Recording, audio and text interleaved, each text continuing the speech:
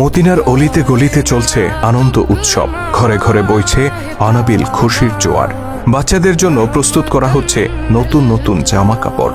চারিদিকে এত আনন্দ, এত হই হুল্লোড়ের একটাই কারণ, দুদিন বাদে পালিত হতে যাচ্ছে মুসলিমদের সবচেয়ে বড় ধর্মীয় অনুষ্ঠান ঈদ।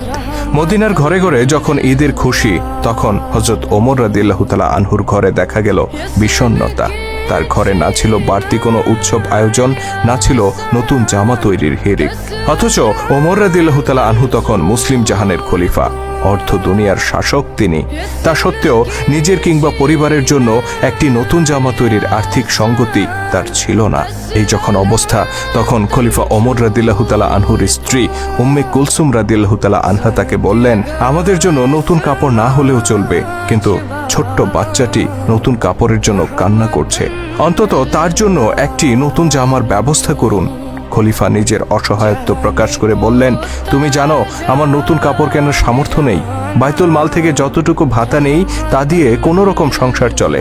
উম্মে কুলসুম রাদিয়াল্লাহু তাআলা আনহা তখন খলিফাকে পরের মাসের বেতন থেকে কিছু টাকা অগ্রিম নিয়ে বাচ্চাটিকে নতুন জামা কিনে দেওয়ার অনুরোধ করলেন।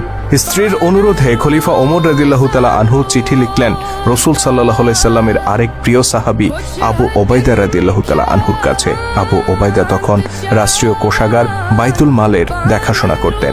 চিঠিতে খলিফা 1 মাসের অগ্রিম ভাতা চেয়ে অনুরোধ করলেন আবু ওবাইদা রাদিয়াল্লাহু তাআলা আনহুকে। সারা মুসলিম জাহানের খলিফা যিনি, অর্ধ পৃথিবীর শাসক যিনি, সেই ওমরের এমন চিঠি পেয়ে আবু ওবাইদা চোখের পানি ধরে রাখতে পারলেন না। তিনি কান্নায় ভেঙে পড়লেন। তবে তিনি নিজের এই আবেগকে নিয়ন্ত্রণ করলেন। চিঠি বাহকের হাতে অগ্রিম বেতন না দিয়ে তিনি বরং আরেকটি চিঠি ধরিয়ে দিলেন। সেই চিঠি যখন হাতে পৌঁছল, খলিফা ওমর রাদিয়াল্লাহু তাআলা আনহু তা পড়তে শুরু করলেন। আমিরুল মুমিনিন, অগ্রিম বেতন বরাদ্দের জন্য 2টি বিষয়ে আপনাকে ফয়সালা দিতে হবে। প্রথমত, আগামী মাস পর্যন্ত আপনি বেঁচে থাকবেন কিনা।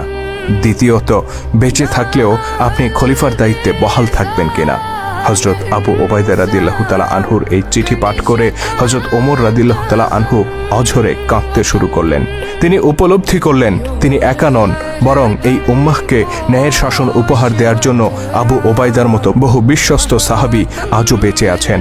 ইনি সেই আবু ওবাইদা যার সম্পর্কে স্বয়ং আল্লাহর নবী বলেছিলেন, প্রত্যেক জাতির একজন বিশ্বস্ত অভিভাবক আছেন, আমার উম্মতের বিশ্বস্ত অভিভাবক হচ্ছে আবু ওবাইদা ইবনুল জাররাহ।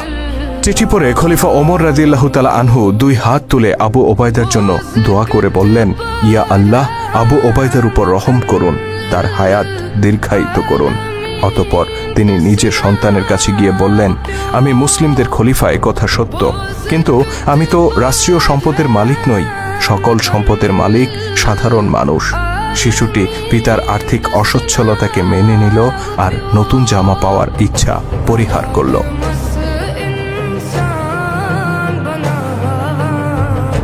খলিফা হিসেবে দায়িত্ব নেয়ার পর থেকেই হযরত ওমরের সংসারে নেমে এসেছিল অভাব অনটন। পরিবার পরিজন নিয়ে খেয়ে পরে বেঁচে থাকার জন্য নিতান্ত যতটুকু প্রয়োজন ছিল, রাষ্ট্রীয় কোষাগার থেকে ঠিক ততটুকুই ভাতা গ্রহণ করতেন তিনি।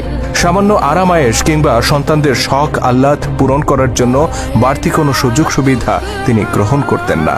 একবার হযরত আলী রাদিয়াল্লাহু তাআলা আনহু, ওসমান রাদিয়াল্লাহু তাআলা আনহু ও তালহা রাদিয়াল্লাহু তাআলা আনহু পরামর্শ করলেন যে খলিফার এই মাসোহারা যথেষ্ট নয়, তাকে বাইতুল মাল থেকে আরও কিছু অর্থ বাড়িয়ে দেওয়া উচিত।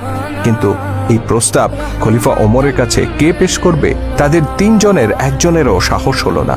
অবশেষে ওমর রাদিয়াল্লাহু তাআলা আনহুর কন্যা ও রাসূল সাল্লাল্লাহু আলাইহি সাল্লামের স্ত্রী হাফসা রাদিয়াল্লাহু তাআলা আনহার কাছে গিয়ে তারা তাকে এই প্রস্তাব উত্থাপনের অনুরোধ করেন। হাফসা রাদিয়াল্লাহু তাআলা আনহা পিতার নিকট এই প্রস্তাব তুলতেই তিনি ক্ষিপ্ত হয়ে উঠলেন। জানতে চাইলেন কারা এই প্রস্তাব দিয়েছে। আম্মা হাফসা রাদিয়াল্লাহু তাআলা আনহা কোনো উত্তর দিলেন না। খলিফা বললেন, যদি তাদের নাম জানতে পারতাম তাহলে পিটিয়ে লাল করে দিতাম।